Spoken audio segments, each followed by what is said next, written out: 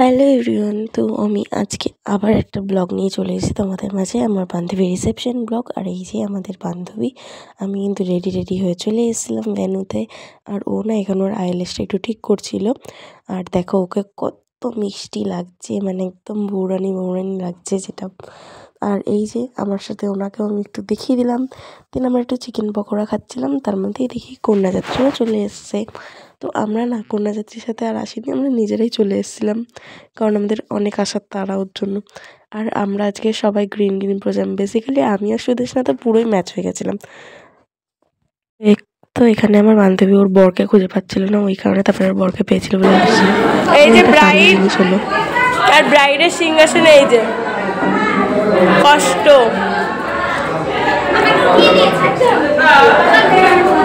তো তারপরে আমরা খেতে চলে যাই। আর এই যে মেনু কার্ডটা তোমাদের দেখিয়ে দিলাম।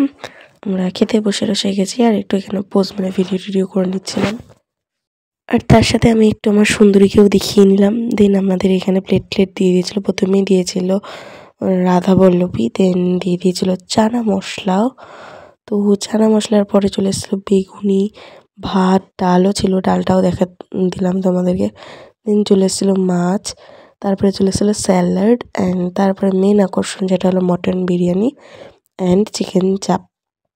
তো খাবারগুলো সত্যিই খুব ভালো ছিল, অসাধারণ ছিল। তারপরে চলে আসে চাটনি, পাঁপড় অ্যান্ড একে মিষ্টি, আইসক্রিম সবই আস্তে আস্তে চলে আসে। তো তারপরে আমরা খাওয়া দাওয়া করে চলে যাই একটু নাচানাচি করতে। তো তোমাদেরকে দেখিয়ে দিলাম। আর এখানে এই যে বর আর বউ তো একদম ফায়ার হয়ে গিয়ে নাচ করছিল, সেটাই তোমাদেরকে দেখালাম। খুব ভালো নাচ করছিল ওরা দুজন। তো আমরা অনেক এনজয় করছিলাম, নাচানাচি সব কিছু করছিলাম। তো এইভাবেই কেটে গেল আমার বান্ধবীর রিসেপশন। দিন আমরা বাড়ির উদ্দেশ্যে রওনা দিলাম।